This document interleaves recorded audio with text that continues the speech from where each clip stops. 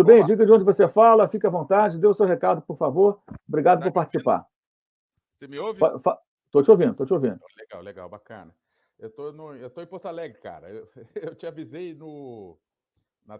na tua live antes do jogo contra o Juventude que estava chovendo muito Sim, e que aquilo sim. lá ia ser um desastre, né? Assim, era a crônica de uma lambança anunciada ali.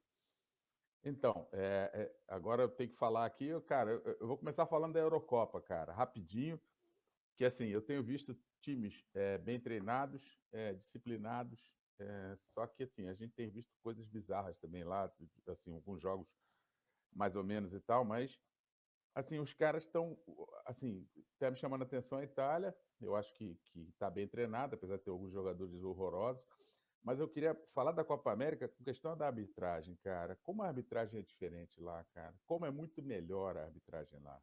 E eu acho que até nessa rodada de hoje, a gente já viu algumas coisas melhorando com relação à arbitragem.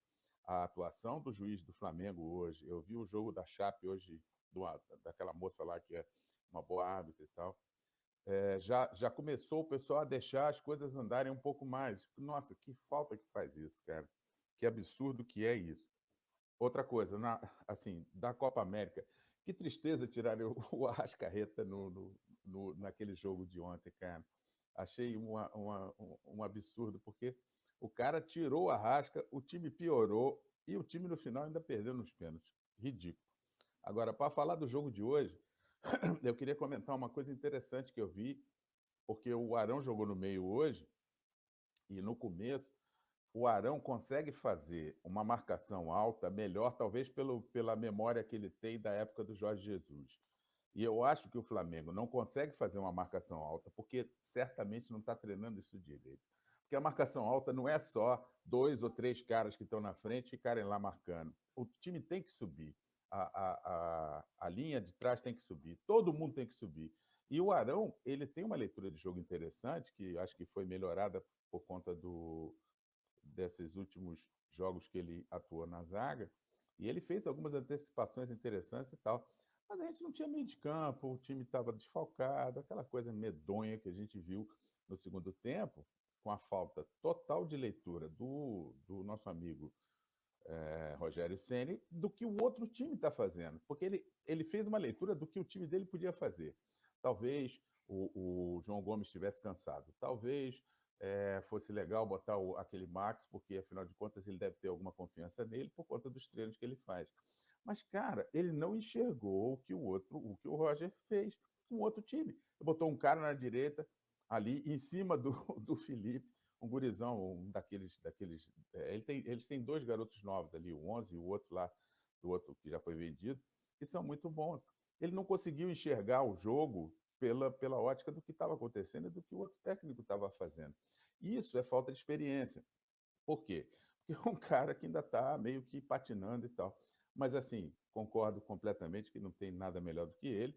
Mas, cara, hoje irritou profundamente, Mauro. Assim, eu não faço parte da Flamimimi, mas hoje foi muito difícil, cara. O cara errou tudo hoje, tudo.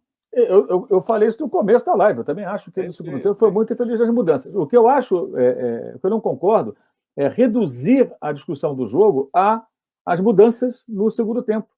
O jogo teve 90 minutos. E o Flamengo teve o seu momento de ganhar o jogo, que foi o primeiro tempo, especialmente. Ali era para ter definido o jogo. Porque se o Flamengo faz 1-0, e o Flamengo entrou, dominou e criou situações para isso, ele coloca um desconforto do lado do Fluminense. Quando o Flamengo não faz 1-0, eu escrevi isso no blog, mostrei que o blog no começo da live. O Fluminense apostou no quê? Na esterilidade do ataque do Flamengo. Ele vai ter a bola, vai criar, mas não vai fazer o gol. Eu vou segurar o 0. Ele tentou isso nas finais do Carioca. Ele tentou isso naquele 2-1, que não era nem o Roger ainda, que ganhou do Flamengo no começo de janeiro. A falha do Felipe Luiz de Fernando, trocou a bola no pé do Iago Felipe, ele fez o gol da vitória. É a segunda derrota do Flamengo nesse ano, do Fluminense, tomando gol no final. Né? Aquela foi um presente, agora um erro que gerou o gol do Fluminense. Então, ele jogou uma cartada do Roger pesada. Ele se expôs. Se ele toma um gol, ele tem que tentar buscar um resultado e o Flamengo ficaria mais confortável.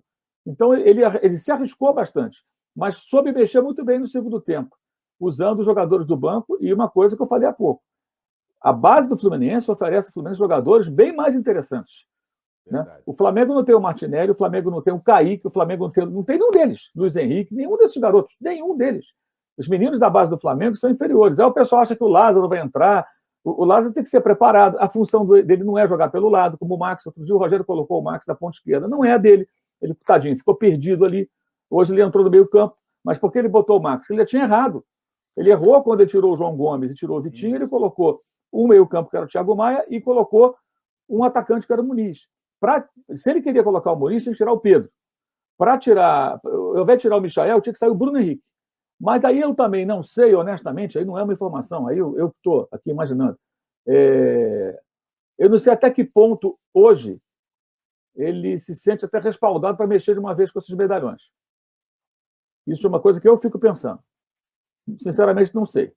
Porque já saiu o Pedro torcendo o nariz outro dia, né? Não sei como é que está essa situação. Acho bem esquisito isso. Mas a mudança certa seria essa. O Bruno Henrique hoje foi um desastre.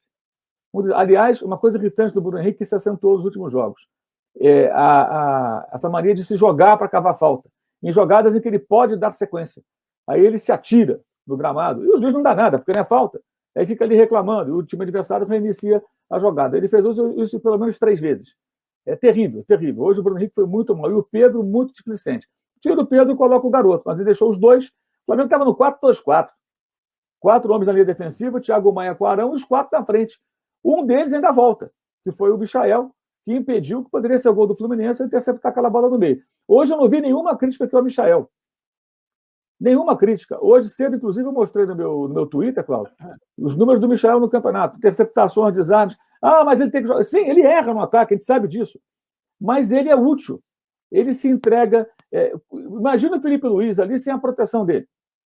Bota o Bruno Henrique fazendo isso. Não faz tão bem. E aí você tira o Bruno Henrique de perto do gol adversário, que é o que ele faz bem quando joga bem.